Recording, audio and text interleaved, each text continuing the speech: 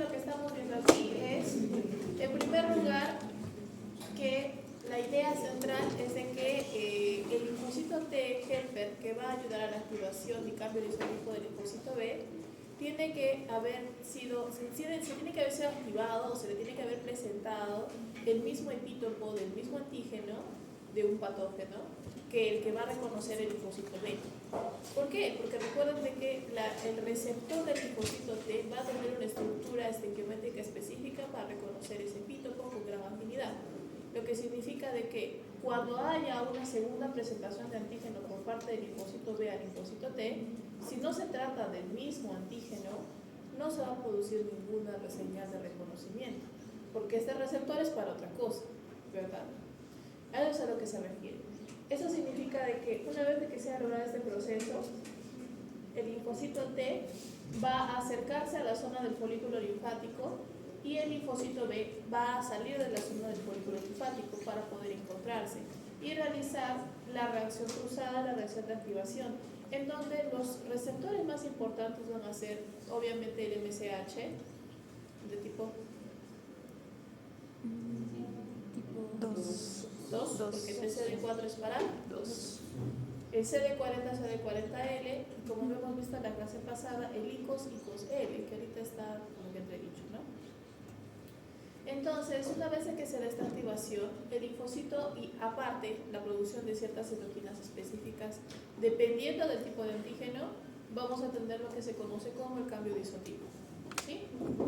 Para poder lograr que estas dos células se encuentren, recuerden de que no tienen ni cilios ni flagelos,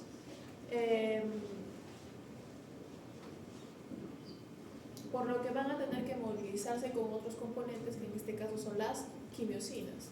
¿Qué se diferencia? Porque recién vamos a ver quimiosinas a fondo en la siguiente clase, pero ¿en qué se diferencian las citoquinas de las quimiosinas? Las quimiosinas son unas moléculas que suelen conectarse a un receptor en particular. Y para poder conectarse a este receptor es como si hicieran un camino de pedacitos de pan, como el que conocen de Hansel y Gretel, para que la célula avance. En este caso normalmente ese CCR se refiere a los extremos aminoácidos que se encuentran en el costado de reacción, que puede ser cisteína, cisteína juntas, o puede ser cisteína, aminoácido, cisteína. Por eso es de que uno se llama CCR de receptor a este tipo de citoquina y otro CX, o sea, SX es cualquier aminoácido, está separando las dos cisteínas. Eso es a lo que se refiere. Normalmente entendemos de que los CCLs, es decir, las citoquinas CC, van a ser reconocidas por receptores CC. Y las CXC van a ser reconocidas por CXC. Cuando encuentren una R, se refiere entonces a un receptor. Y cuando encuentren una L o no encuentren nada, se refiere a la quimiosina como tal. En este caso, el receptor involucrado en acercar las células al folículo linfático, pero a los cordones medulares, es CCR7. Y el receptor encargado de acercar las células hacia el folículo linfático es el CXCR5. Por lo tanto, si el linfocito te quiere ir hacia los folículos linfáticos, tendría que reducir su expresión de CCR7 y aumentar su expresión de CCR5 para detectar el ligado de CCR5 y poder avanzar hacia el folículo linfático. Mientras que el linfocito B tiene que hacer lo opuesto, tiene que aumentar su receptor CCR7 para salir del folículo linfático y poder alcanzar al linfocito T en los cordones medulares. ¿Sí? Bien.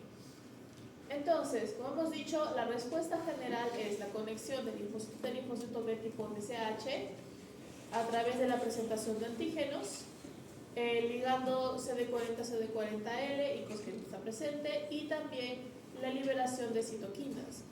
¿Por qué es importante la liberación de citoquinas? Porque así como hemos visto para los linfocitos T que ciertas citoquinas generan una estirpe particular de respuesta helper, dependiendo del tipo de antígeno que tengamos, ¿qué tipo de antígeno despierta TH1? Intracelulares. TH2, alérgenos. Alergias y parásitos. Tipo 3, no, perdón, tipo 17. Extracelulares. Muy bien. Entonces, ¿y tipo TFH? Activa los linfocitos B del folículo. este caso utilizan las mismas citoquinas que TH2, ¿no? No, específicamente la interleuquina 4, no todas, la 4, ¿ok? Y, muy bien, entonces algo similar va a suceder. Estas mismas interleuquinas también tienen una función en el cambio de isotipo dentro de algunas circunstancias de los linfocitos B. Similar, digo que exacto, ¿por qué? Porque recuérdate que tenemos ¿qué tipo de anticuerpos? A la IgG, que es por excelencia la respuesta adaptativa, pero si estamos en mucosas nos convendrá mucho más la IgA, que va a tener un tamaño más pequeño, va a atravesar epitelios con mucha mayor facilidad y por lo tanto trabaja en mucosas. Y si tenemos a un proceso alérgico, ¿qué nos conviene? La E, porque la E es la que activa la degranulación de histamina y otros gránulos asociados a mastocitos, basófilos y eosinófilos para desencadenar la reacción alérgica o la respuesta antiparasitaria, ¿sí? Entonces, bajo ese criterio es que también se hace el cambio de isotipo.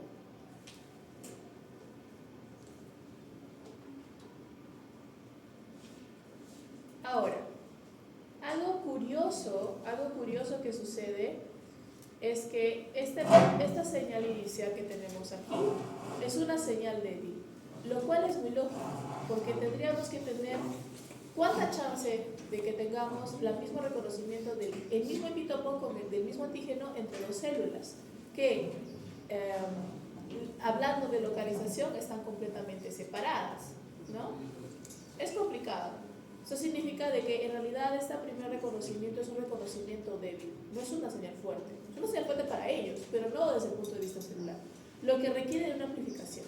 Significa de que cuando el linfocito B se encuentra activado y procediendo a el cambio de isotipo, va a transformarse en una célula plasmática inicial que va a expresar solamente inmunoglobulina M todavía, hasta que pueda alcanzar al resto de sus congéneres en el centro germinativo del folículo linfático, en donde va a poder activar al resto de linfocitos B, incrementar su proliferación y proceder a que ellos se transformen en las células plasmáticas de alta afinidad, que son las que producen las inmunoglobulinas G tan conocidas y poderosas que conocemos nosotros.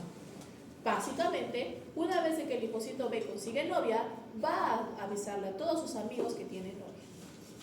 ¿Sí?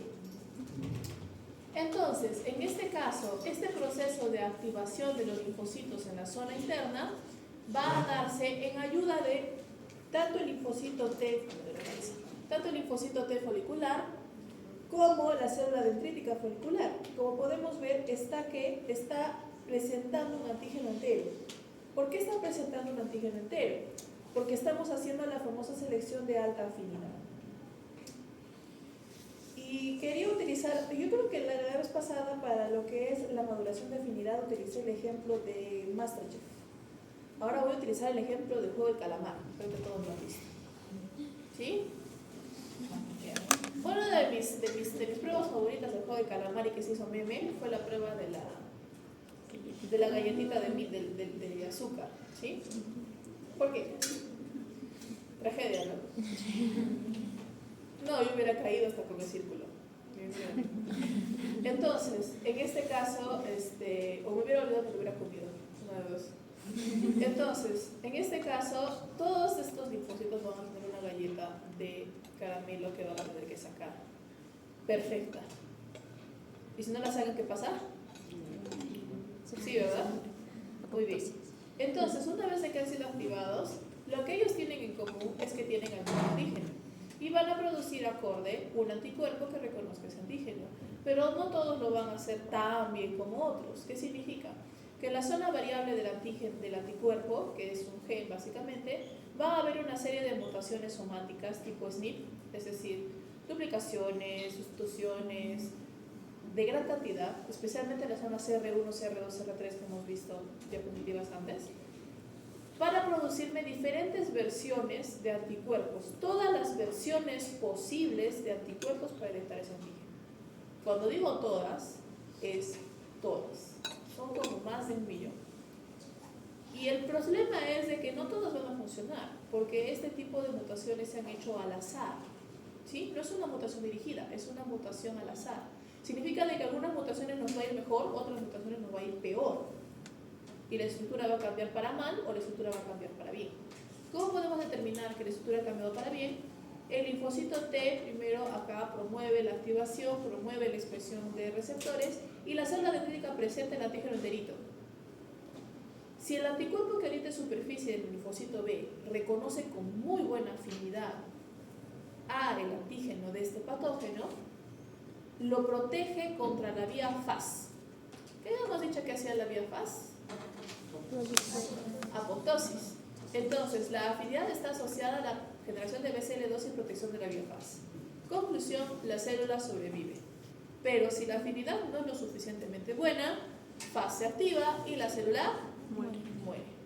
Y así pasamos una tras otra, tras otra, tras otra. Es por eso de que acá se denomina proliferación de linfocitos B e hipermutación somática. Se refiere a la zona variable de los anticuerpos.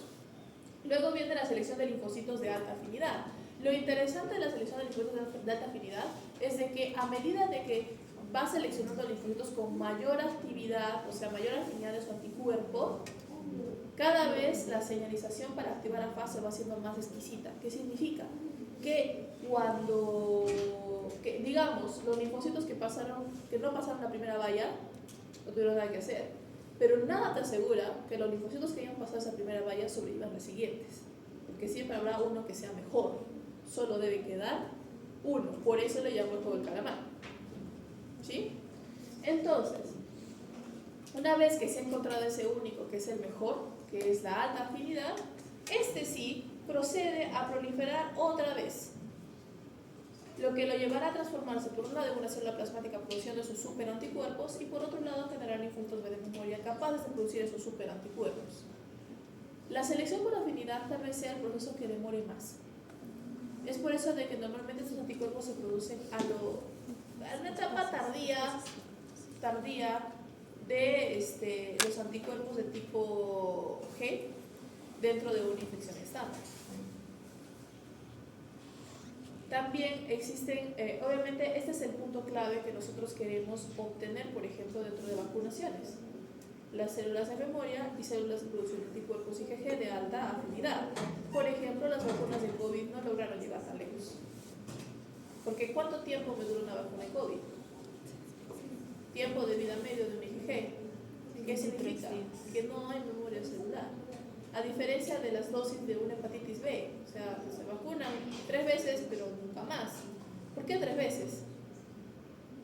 Porque hay que amplificar la señal inflamatoria. Queremos asegurarnos de que se produzca células B de memoria.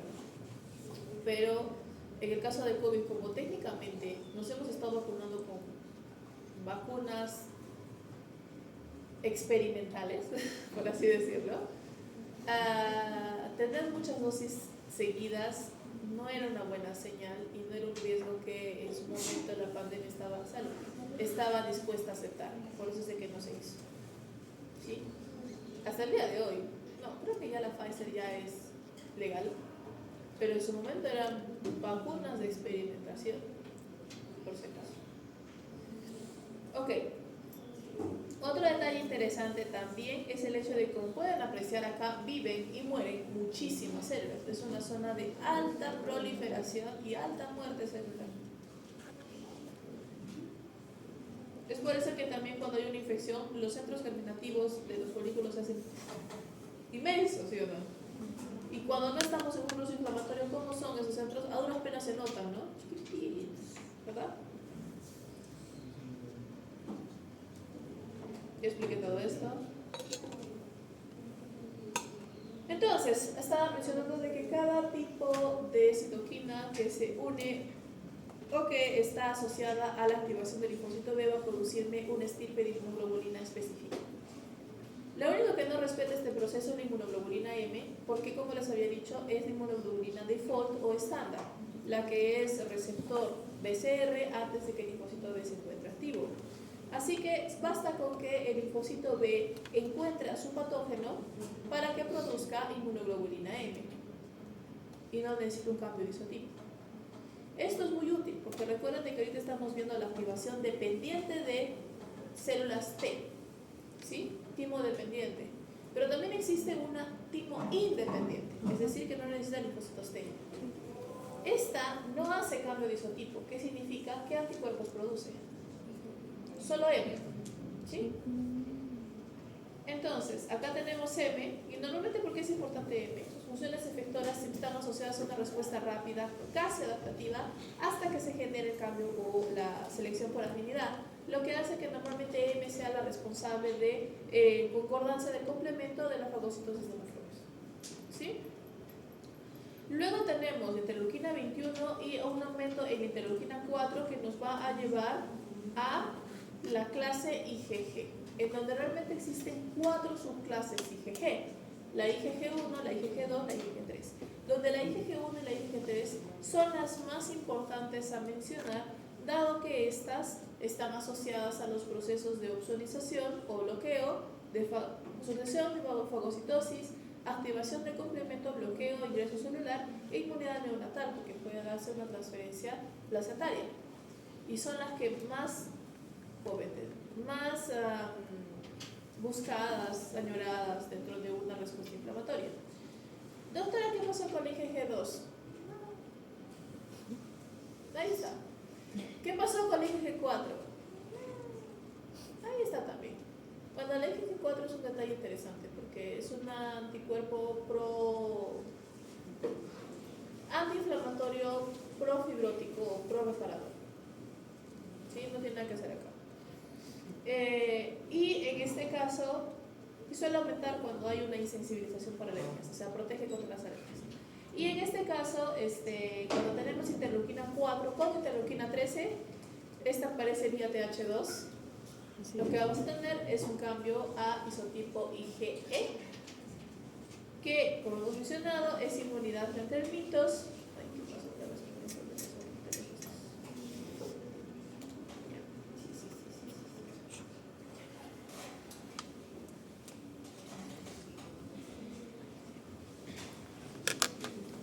Entonces tenemos acá, ¿no? Inmunidad frente a mitos desde la anulación del mastocito, y en este caso respuesta no.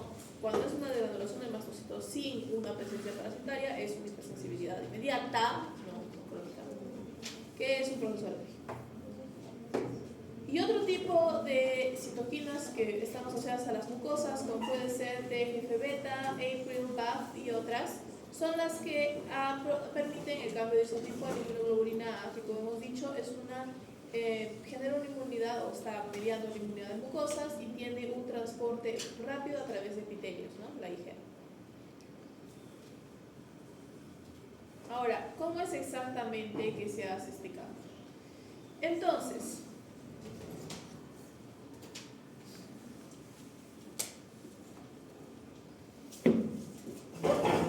la parte hipervariable que pasa a la mutación somática es esta parte de aquí, que es el BDJ, ¿sí? Y luego del BDJ viene esta zona de aquí, que es la sección de la cadena constante. Y como podemos apreciar, tiene exones nombrados como los subtipos o los isotipos que les había presentado al introducir inmunoglobulinas, que habíamos dicho que la inmunoglobulina A tenía el isotipo alfa, la E epsilon, la G gamma, la M mu. ¿Qué me falta? La D delta, ¿sí?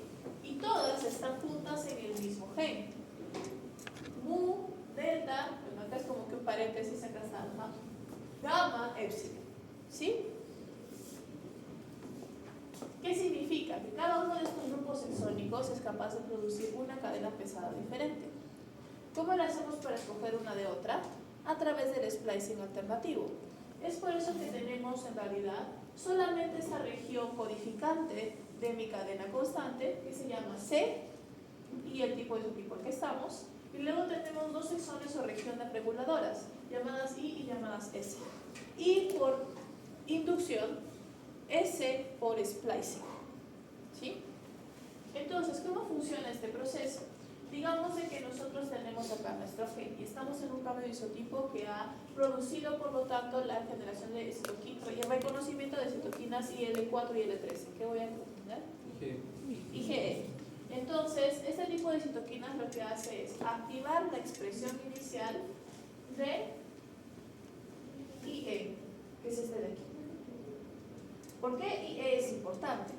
IE permitirá el acercamiento y acoplamiento de la región splicing de epsilon, que está aquí, con la región splicing de mu. ¿Por qué mu? Regresamos a la idea de que la inmunoglobulina M es el default. Es el primer exón. ¿Sí? Cuando yo quiero producir M, simplemente agarro mi sistema de transcripción, produzco hasta acá y me corto. Produzco hasta acá y me corto. No tengo que hacer absolutamente nada más. Por eso es que es default. Pero acá lo que queremos es cambiar. Así que lo que vamos a hacer es anclar estos dos sitios de splicing para que se genere este bucle de aquí abajo. ¿Sí? Al generarse este bucle en este punto de splicing, ustedes ya saben, en el splicing se elimina todo lo que no pertenezca a la zona de pegado, se pega. ¿Y qué me queda al final? Me queda BDJ y me queda el exón constante epsilon.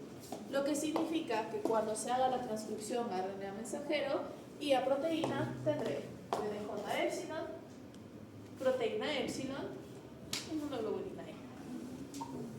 ¿Sí? Ahora, acá hay un detalle interesante, como si estuvieran escogiendo un Pokémon de inicio dentro del juego de Game Boy Advance.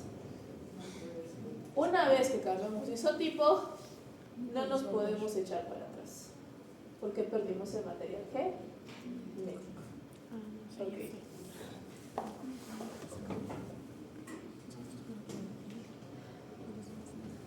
¿Cómo se hace este proceso? Bueno, en primer lugar les presento esta imagen de acá en Costa Rica, que como les había mencionado, dentro de la región variable no es de que toda la región varíe, es de que existen ciertos pequeños bucles de aminoácidos en la parte más externa de la cadena variable que se denominan las zonas de hiperreconocimiento, ¿no? Que eran la CR1, la CR2 y la CR3. ¿Qué estamos viendo en esta imagen? Estamos viendo que estudio que ha evaluado la acumulación de mutaciones dentro de los genes asociados a la zona variable, representado de forma gráfica. Y como podemos ver, la mayoría de mutaciones no solamente ocurren dentro del CR1, CR2, CR3, también nos vamos a dar cuenta de que aumenta con el tiempo. Cada vez hay más mutaciones. Es lo que se llama que cada vez que la célula B se divide, a propósito dice, mútame. ¿Sí? ¿Cómo lo puedo ejemplificar para los chicos más que para las chicas?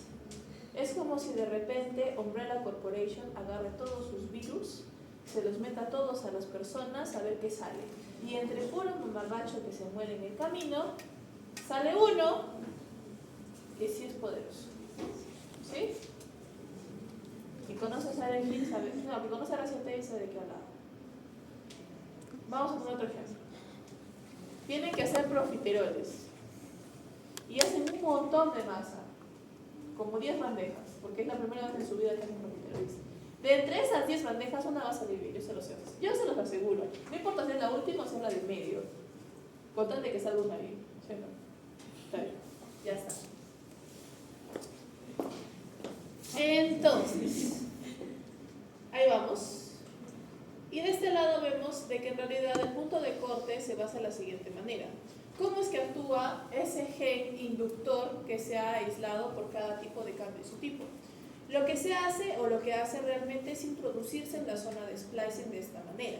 Es decir, le dice permiso, permiso a la cadena complementaria y se pega. ¿Qué sucede al final? La cadena complementaria es este tipo de pancita que se denomina la asa R.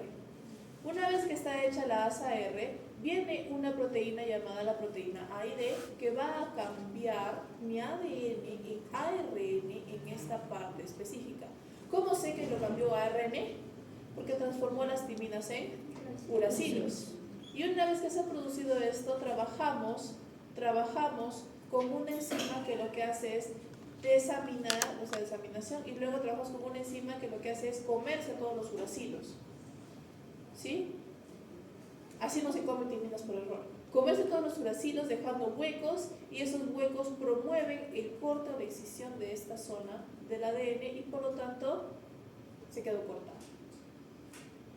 Al quedarse cortada, la zona superior va a quedarse libre como una cadena monocatenaria que también va a ser susceptible a corte. Es una estrategia que no requiere del spliceosoma. Porque se han dado cuenta, yo no tengo ningún A, un G en ninguna parte, ni tampoco una cadena rica en pirimidina, nada por el estilo para trabajar con el spliceosoma. Pero esto es lo que nos permite hacer de tal manera de que no se me pierda un pedazo de G por otro lado. Sí, salud, que se quede pegado aunque sea un momento. ¿Ok? Bien.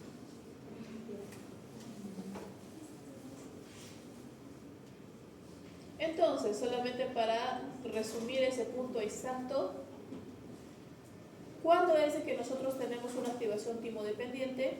Cuando los linfocitos TSD4 están activos. ¿Cómo se activan los linfocitos TSD4? A través del procesamiento de antígenos proteínicos por parte de las ABCs.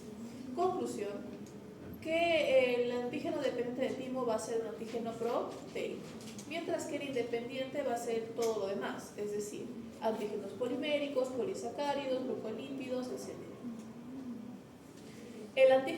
La activación dependiente de timo promueve el cambio de isotipo y la maduración por afinidad, mientras que el independiente de timo o timo independiente tenemos cantidades muy bajas de IgG y IgA, mayoritariamente IgM, no hay cambio de isotipo, no hay maduración por afinidad y también tenemos una respuesta secundaria menos potente.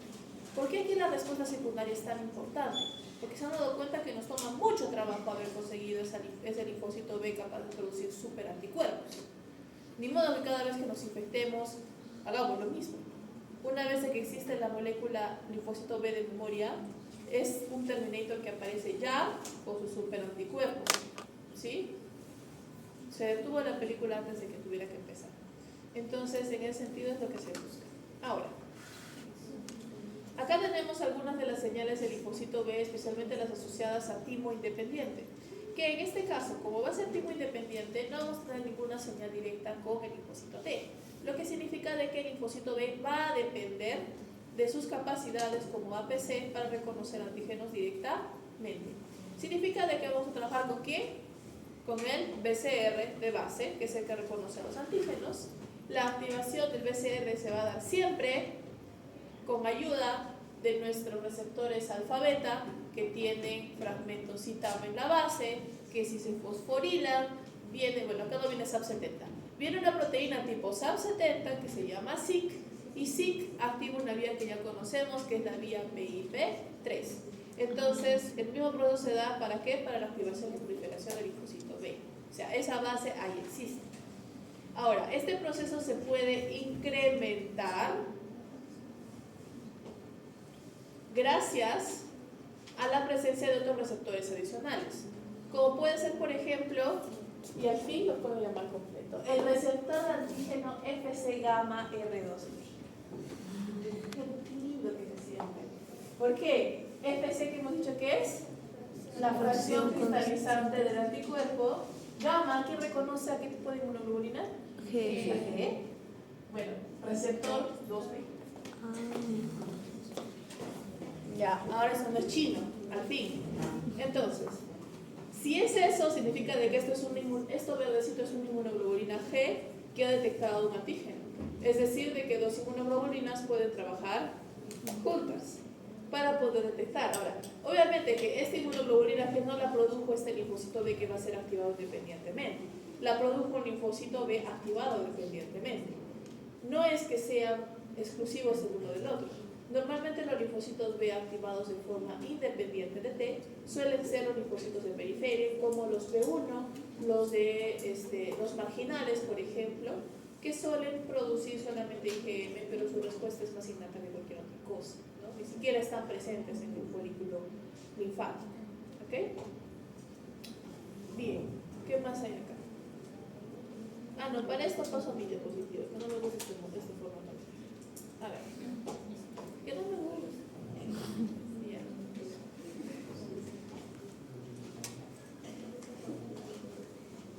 ¿Qué hora será? Debe el puntillo Montero.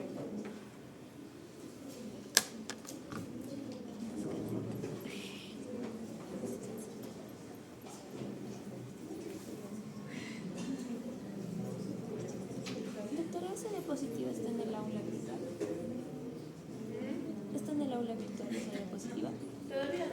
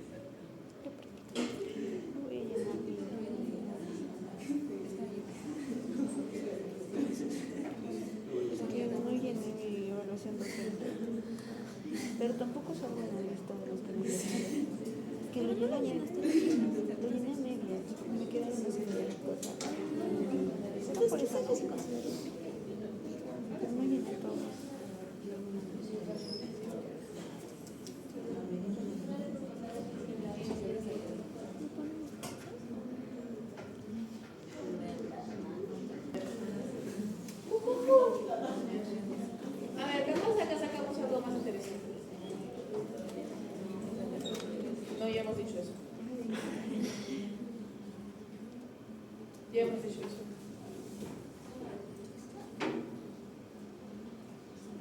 Ok. A los anticuerpos a los que normalmente son asociados a la activación independiente se les denomina anticuerpos naturales, es decir, aquellos que van a estar presentes sin exposición evidente y afinidad baja, que suelen actuar contra carbohidratos.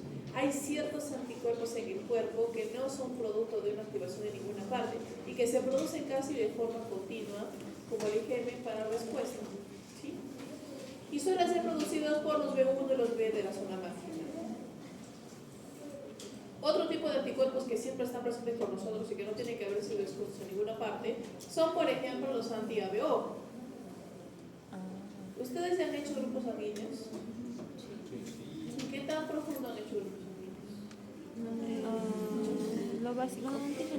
Me encanta hablar de grupos sanguíneos. Entonces,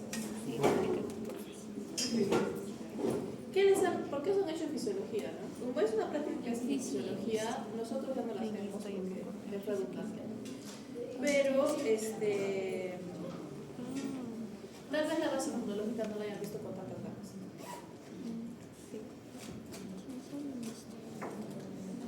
Entonces, primer punto dentro de los anticuerpos, o sea, del sistema ABO. Primer punto del sistema sanguíneo. ¿Cuántos sistemas sanguíneos tiene el cuerpo? Más de 32. ¿Cuál es el único exclusivo? Uno de los pocos exclusivos. RH y ABO. Porque los otros son fácilmente compartibles, por así decirlo. ¿Cuál es el problema con RH y ABO? En este caso se denomina ABO, pero en realidad es AB0. Lo que significa de que las proteínas de superficie son A y B. ¿Qué más sabemos de estas proteínas de superficie?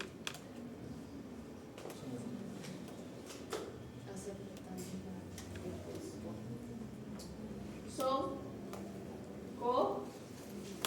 codominantes. Es decir, si está uno, se expresa. Si está el otro, también. Muy bien. Son codominantes. ¿Qué más podemos decir de estas? Que si tenemos un eritrocito que produce A, va a producir un anticuerpo natural que va a ser anti-B. ¿Qué sucede si tengo un eritrocito que me produce proteína B?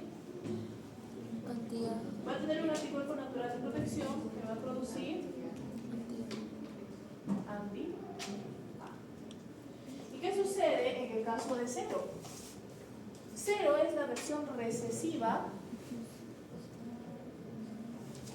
del sistema, que no hay ni A y no hay ni B. No hay nada. O sea, es un eritrocito con nada. Y si no produce nada, tiene que protegerse contra los dos. Por lo tanto, producirá tanto anti-A, anti-B, como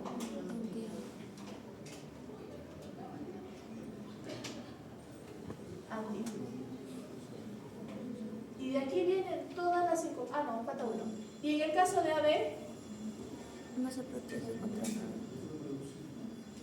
Si produce tanto A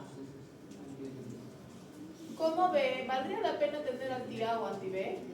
No, porque salen pues como una enfermedad autoinmune, ¿sí? Entonces, este no tiene nada. Y de ahí salen todas las tablas de compatibilidad. ¿Qué sucede? Bueno, me falta el RH. Y acá el RH, que todo el mundo suele el RH, que normalmente solo es la proteína de superficie D. O está D o no está D y se acabó. Ahora, cuando está D, no hay anti-D. Cuando no está D, tampoco hay anti-D hasta que sea expuesto. Significa de que es exposición y luego anti-D. ¿Sí? Y muy bien. Y aquí viene todo el proceso. A con A se puede donar. A plus con ANE No se puede donar, ¿por qué? Porque como hemos dicho, exposición anti-D. La primera vez tal vez se pueda, pero si esta persona ha tenido un papá o ha tenido una mamá A positivo, ya ha sido expuesto en placenta al positivo, o sea, ya tiene los anti-Ds. Entonces mejor ahí lo dejamos, ¿ok? Entonces, AB, ¿de quién puede aceptar AB+? De A y De A+, ANE, porque recuerden de que ANE, no da igual. de todos. ¿De qué más? B Plus, BN, y de ¿de C. qué más? O+, Y U. ok, de todas. Ajá. Por eso este se le llama ¿qué? El receptor universal. ¿Sí, no? El receptor universal. Y luego tenemos ONE. ¿Y quién le puede dar ONE? Todos. No, nadie. ¿Quién le puede dar ONE? Solo O negativo. Ajá. ¿Es él? Donante universal. Que no se olviden nunca. Ahora, vamos a seguir jugando. Esta es la parte más divertida.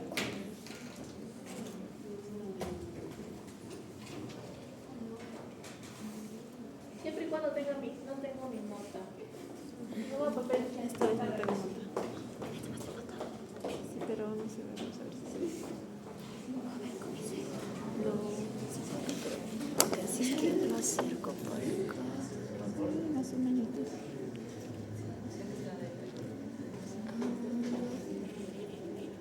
Bueno, nada. Ay, ¿Qué sucede o qué sucedió si tenemos a un papá A positivo, a una mamá B negativo y nos salió un hijito O positivo? No piensen mal. no, pero eso es Existe una explicación lógica para eso. porque es AOBO, ¿verdad? Muy bien. A, O, B, O. ¿Qué hemos dicho? ¿Qué niños pueden tener? A, B, A, O, B, O. O. Entonces, ¿la huevo quién es? O. 0, 0. ¿Y cuánto sería un O? Si fuera negativo. ¿Por qué? No, todavía no. Todavía es posible, todavía no es un O. ¿Sabe por qué? Falta el ¿Sí? RH. RH. También es un gen mendeliano. Significa de que tengo 50% de probabilidad de tener una persona con el alelo dominante o ser completamente recesivo. Y este es completamente recesivo. Otra pregunta. Sí. Estas dos personas. Ahora sí. Ojo. ¿Por qué? A no ser que es un milagro, no hay modo No puede que ser. dos HHs Tengo un positivo. me saquen Negativo. Recuerden de que dos recesivos somos iguales, solo me pueden dar los mismos somos iguales. Ahí es, señora, ¿no será de que le cambiaran al bebé? Por favor, siempre hay que pensar bien. Puede darse un accidente. ¿Alguna otra pregunta respecto a grupos sanguíneos? Ya.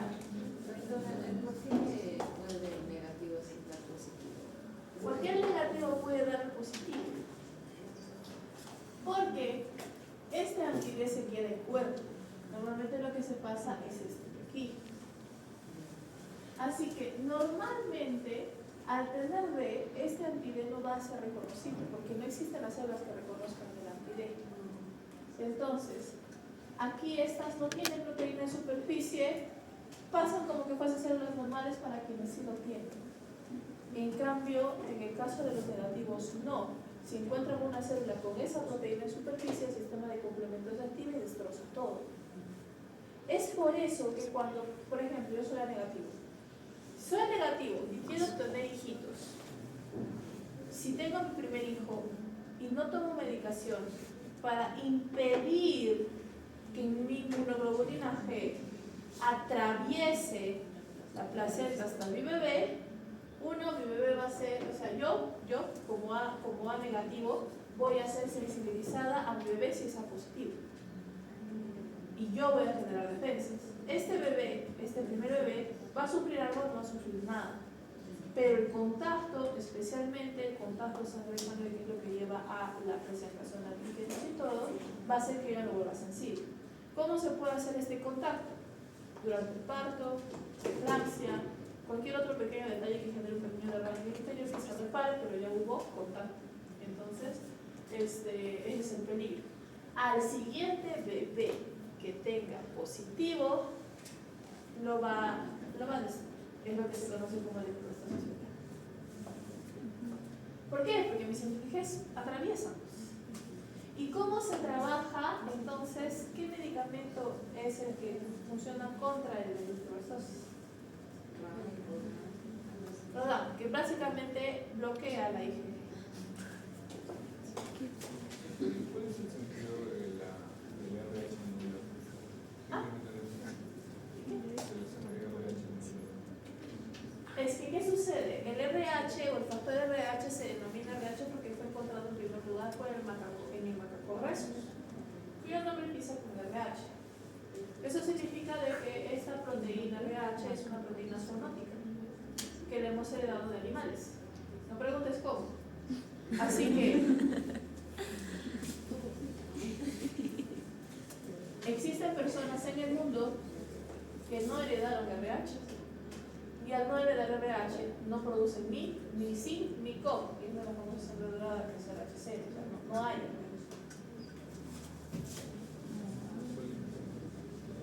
Y al final del día, No afecta nada, ¿no? ¿qué más les da? Sí, Se quitan algún problema de encima. porque no produciría síntomas. Son agresivos.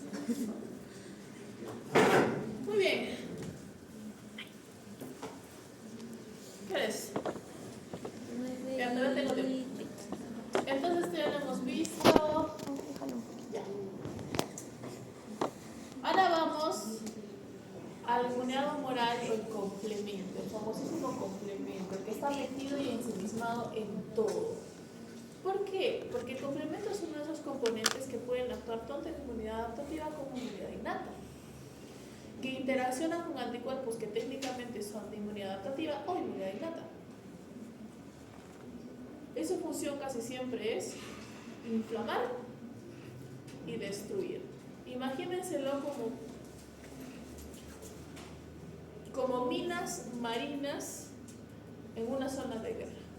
Una mina marina, ¿cómo es? Todos han visto Nemo, así que saben que es una mina de mar.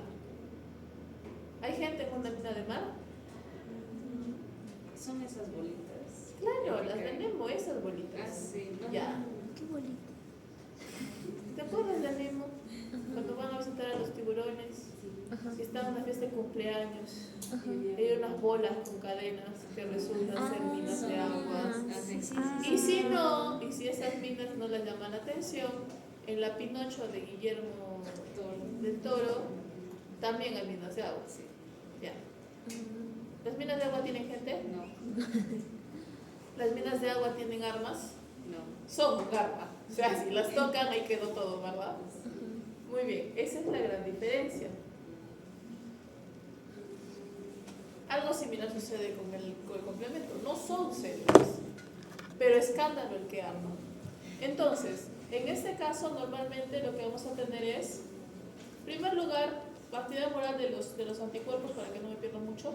Los anticuerpos ya tienen muchas funciones. La primera es la neutralización de microbios y toxinas, que es lo que sabemos que es el proceso de bloquear el ingreso especialmente de patógenos intracelulares.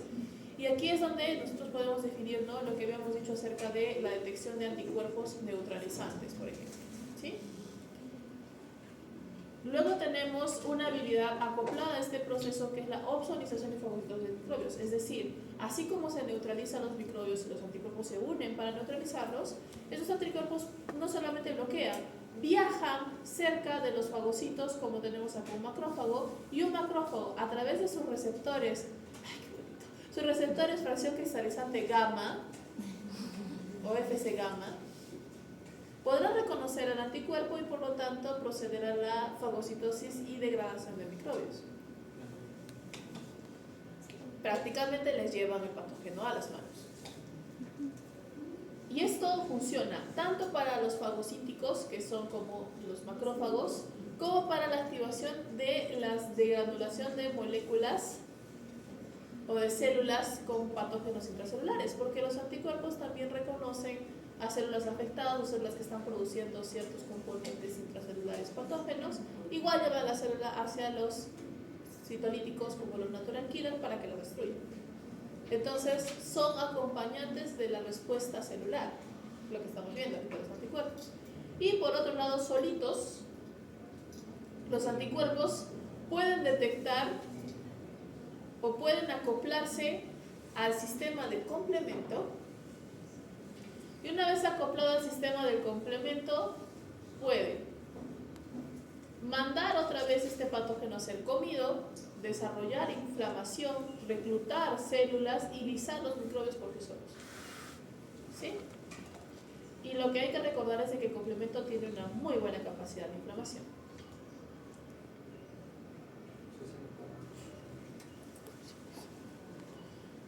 Bueno, acá estaban las famosas funciones de cada uno de los isotipos. Lo veremos de vuelta. Aquí está acá. Funciones según isotipo dependiendo de su región Fc. Como hemos dicho, la IG1 y IG3 se unen al Fc gamma receptor en los fagocitos, asociados directamente a la ozonización y fagocitosis de patógenos y activación de complemento. La IgM, que es la que activa el complemento con mayor fuerza, porque es pentamérica.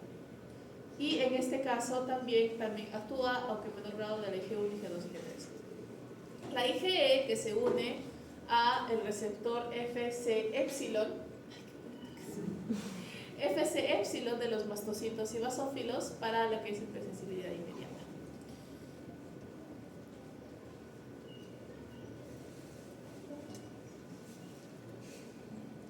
Acá está activación de antígeno, neutralización.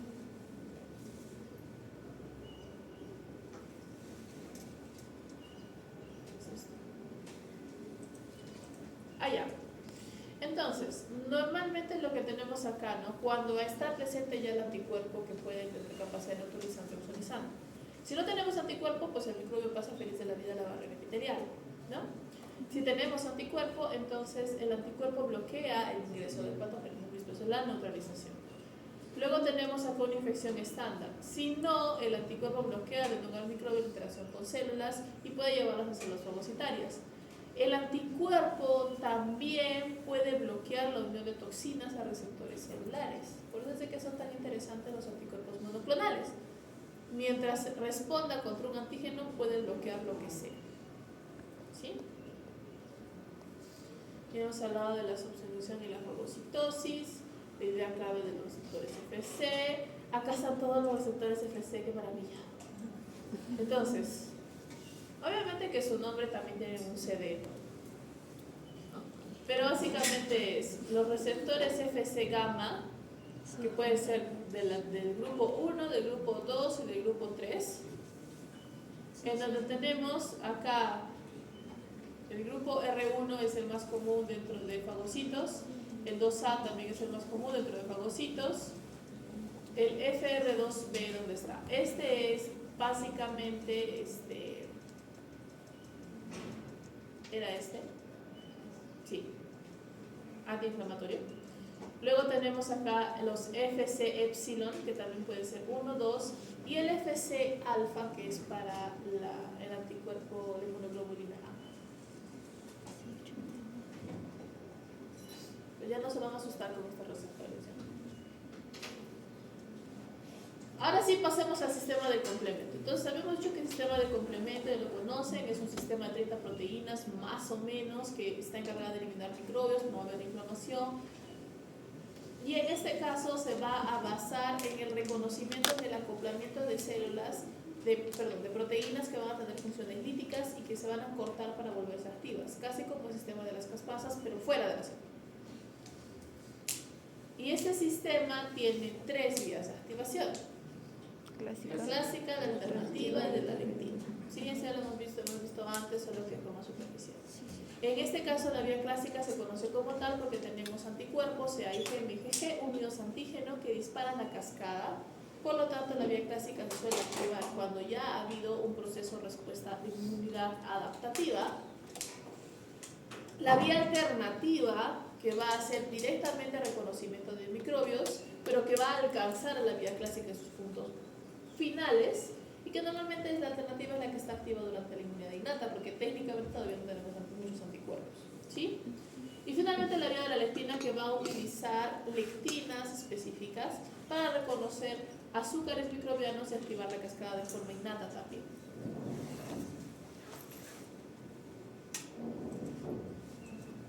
Entonces acá tenemos la comparación de todas, ¿no? Como hemos dicho, primero la vía clásica. Normalmente la vía clásica va a ser un reconocimiento por anticuerpos IgG con nuestro patógeno. Vamos a tener, por ejemplo, ficorinas que van a acoplar a nuestros factores de complemento C2-C4, que deben ser se me fue la palabra en español, cortados, ¿no? Vamos a ser cortados para obtener C4b2A, y una vez que exista C4b2A, tendremos entonces el acoplamiento para lo que se conoce como la llamada C3 convertasa. ¿Por qué C3 convertasa? Es la encargada ahora de venir a cortar a complemento 3 para producir 2 moléculas que son C3A y C3b. En este caso, C3A se va a encargar de inflamación, pues que se va, y ahora C3b se une a C4b y a 2A para generar lo que se llama la C5 convertasa. Y así como hecho con la C3, la C5 va a venir a cortarse en C5b y C5A para cumplir finalmente funciones inflamatorias, que es la C5A, y función citolítica, que es la C5b. Por el lado de la vía alternativa, C3 se corta solita en presencia del microbio. Viene BB, que es una convertasa específica. C3 se corta a sí mismo C3. Y a partir de ahí, C3B, o sea, C3 con C3 generan su C5 convertasa y llegamos al mismo punto, ¿sí? Y en el caso de la lectina, tenemos que la lectina ligadora de Manosa, como mucho vamos a usar lectinas para su trabajo, a través de sus unidades más 2 y 1, va a conectar a C4 y C2. Igual, si están conectadas casi como un anticuerpo, vamos a cortarlas, vamos a quedarnos con C4B, 2A, van a formar la C3 convertasa, la C3 convertasa va a cortar la C3 en C3B, la C3B se va a unir a formar la C5 convertasa y llegamos al mismo punto de convergencia, ¿sí? Es casi como la cascada de coagulación, pero con menos pasos.